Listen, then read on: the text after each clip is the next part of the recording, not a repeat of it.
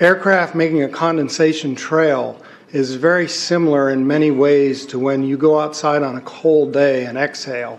You create a condensation trail. That little cloud is a condensation trail. Now, if you take a 2-mile walk on a cold day and you can turn around and you can see your condensation trail tracking all the way back for 2 miles. That's how crazy it is to think that what we're looking in the sky is actually condensation trails. The contrails, not the chemical, the contrails occur because of cold air, minus 30. It takes high altitude, around 30,000 feet plus. There's carbon dioxide and water vapor in that exhaust. That turns to ice crystals, and that's what you see, the white stream behind it. Those white crystals of ice warm up, dissolve, and the smoke goes away. And it never lasts more than a minute. What we're seeing now, and I first could not believe it, and I started looking at the skies, and these are not normal. They're not natural. There's something going on. I don't know who it is or why they're doing it. All I can testify is it's not natural and it's not normal. It's got to be some outside influence doing that. Thank you. I'm here to give you testimony that chemtrails, they're not contrails, are indeed real. They're spraying almost every day. I watch the clouds and watch the spraying program going on. I want to tell you that we're in very great danger from the pollution that's coming down over us. And we've been led astray by the military-industrial complex, and they're responsible for the cloud's creation and weather manipulation programs. They're dark operations. That's why they're not out in the media. I look around and I see people are starting to look up and see this. Many times I've spoken about chemtrails, and I get this blank look on my face. What are you talking about? I'm saying, look up. As a pilot, before I fly, I look up. And so, boy, they're really out there working. When you look up at the sun and you see a white haze, that is aluminum floating in the air right now, and it's coming from the aircraft. There's a huge amount of aluminum being found because these sprays have aluminum, strontium, barium, manganese. And there's a lot of argument that aluminum is very common to be found, but aluminum is only common in a bonded form. It's not common in a free form, and we're finding high rates of free aluminum in the soil, which is not natural. The metal compounds that are being used are environmentally dangerous. We need to be monitoring them. We need to be testing them.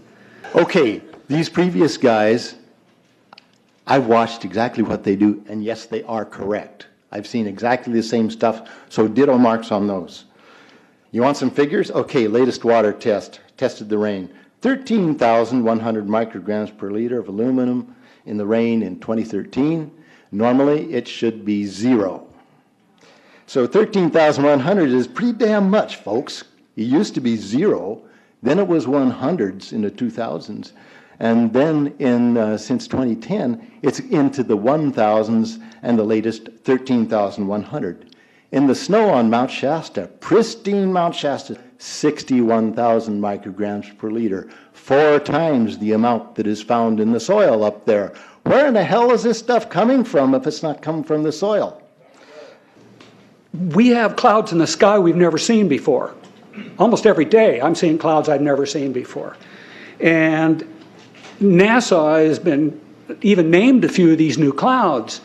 It's really interesting, but NASA is a corporation. I want you to know that. NASA has also conducted a research program in what they call metallized fuels. We're actually putting aluminum oxide right in the fuel because it has 2 atoms of aluminum and 3 atoms of oxygen. So during the combustion process, it releases all that oxygen and dramatically increases efficiency, but it leaves the aluminum in the air. We got things coming from sky down, and it's a huge, huge problem.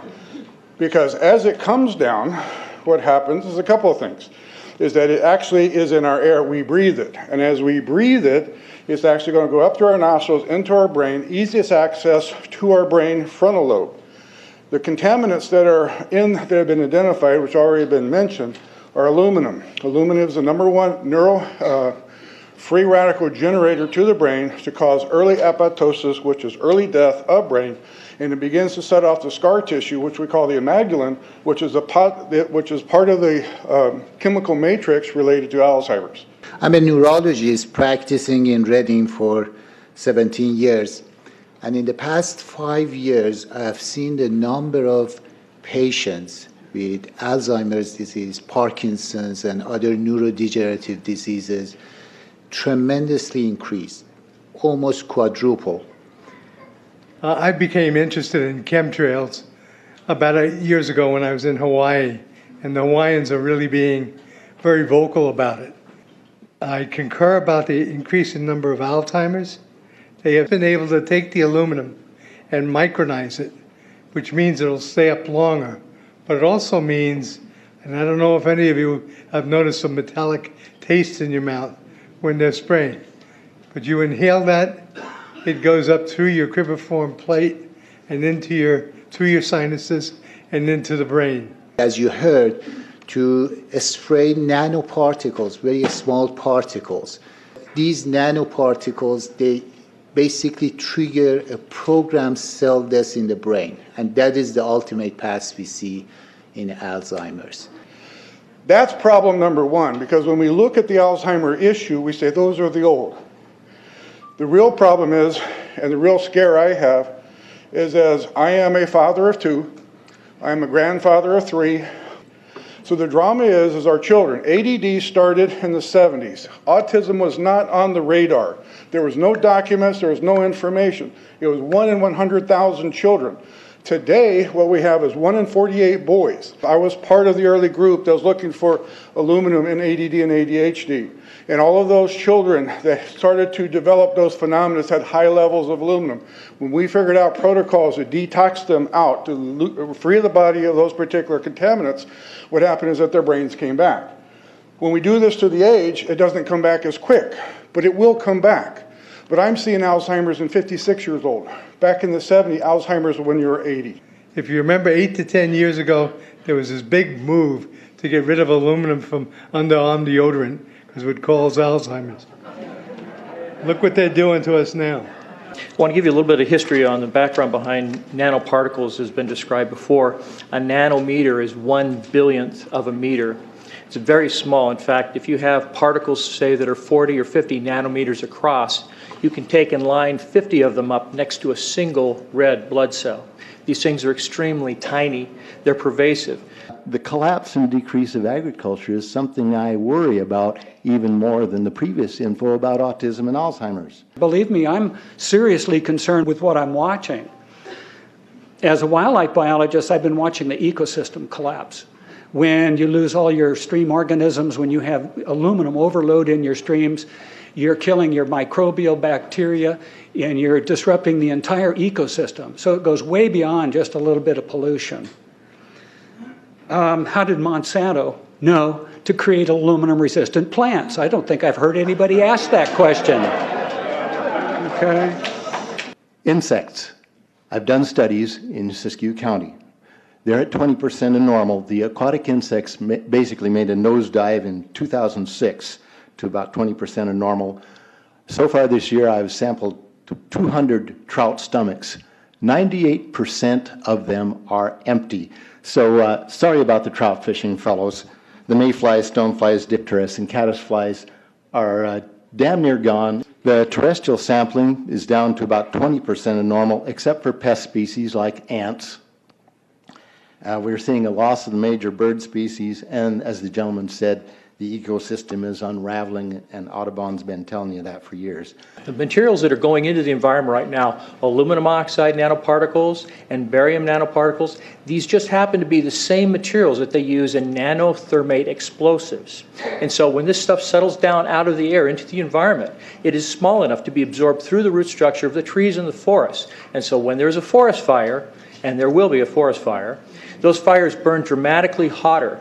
The point is that the cost of firefighting, the cost in the healthcare system have nearly doubled in the last 10 years. The amount of acreage is lost because of fires. The impact on human health is dramatic.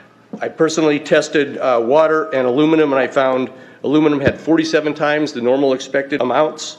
Strontium had 10 to 20 times the amounts. Barium was 20 times. This is what the stuff looks like here. Collected, it looks, most people just think it's a cobweb, but I tested it, it has outrageous amounts of barium, strontium, and aluminum, but they destroy the sample, so I'm not letting this get away from me. You know, these tests are international. in scope. We're seeing this all over the world, guys. Okay, pH of acid soils is 20 times more alkaline. The aluminum in the soil has doubled in the last 10 years. The rain normal was 5.6. It's 20 times more alkaline. Aluminum blocks essential nutrients. I am unable in my garden to restore normal pH, and that's because nanoparticles are now in the circulatory systems of both plants and humans. The Air Force conducted a study starting in 1993. It was called In Vitro Toxicity of Aluminum Nanoparticles in Rat Alveolar Macrophages. That's a real fancy way of saying testing the effect of aluminum nanoparticles on the white blood cells in the little air sacs in your lung, the alveoli. And what they found in this 8-year study was that these particles, when you're exposed to them long enough, it suppresses the ability of your white blood cells to defend you from airborne infections coming into your lungs. So it suppresses your immune system. But they also found that these same particles, once they get into your system, they can actually go through the barrier in each one of the cells. They get inside the cells, and these particles can actually suppress the ability of mitochondria, which are in the cells that help to gobble up toxins and things that would be harmful to the nucleus and the reproduction process of the cells in your body. These processes are suppressed, and so essentially by breathing this material in, your immune system is dramatically suppressed. I wrote to the federal government because Air Force wrote a book, and on the first page of the book they said, we're going to control the weather by the year 2025. I asked them, what are they doing spraying these chemicals on the public? I said, there's violation of United States Code 50 USC 1520, which prohibits the American government from experimenting on the U.S. citizens with chemical agents. I said that law also requires who's ever experimenting, when the federal government does it, that they have to report to Congress within 30 days. They wrote back, they said they don't know what I'm talking about. We have enough evidence that there's a spraying going all over the place. We were warned about the takeover of our freedoms by the military-industrial complex by both Eisenhower and Kennedy. They're gaining traction on us, folks. We are in trouble more than just a spraying program. All I can say is it's about time we get up in arms about this, because it is affecting our health. It's high time that we as citizens of this great country take action. Board of Supervisors in Suffolk County, New York, they outlawed geochemical engineering. Hawaii passed an ordinance prohibiting geochemical engineering. I urge you to bar geoengineering in Shasta County and pass an ordinance. At least ask some damn questions. What the hell is all this aluminum doing here? Why are the trees dying, fishes dying? Why is there Alzheimer and aluminum spiking? And why are these fibers on the ground here in Shasta County? Thank you. Thank you, Mr. Marmon. Today, the Shasta County Board of Supervisors has been the beneficiary of some sincere, passionate, and knowledgeable comments. And I thank you for those. I am in agreement with my colleagues about sending letters and a call for action, but I would hope that we could go a step further. I would like for us to send a copy of this video where all of you spoke today, all 2.5 or 3 hours of this testimony, to be sent to our senators and our U.S. representatives, and also our representatives in the state of California. We'll do that. Let them listen to the passion that came out of this meeting today. Thank you. You have the motion in front of you. I think it's understood. All in favor, say aye. Aye. Any opposition? Motion passes unanimously.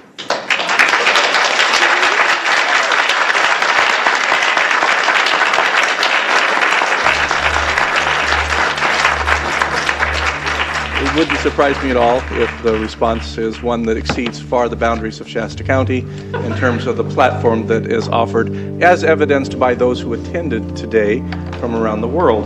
That's very impressive.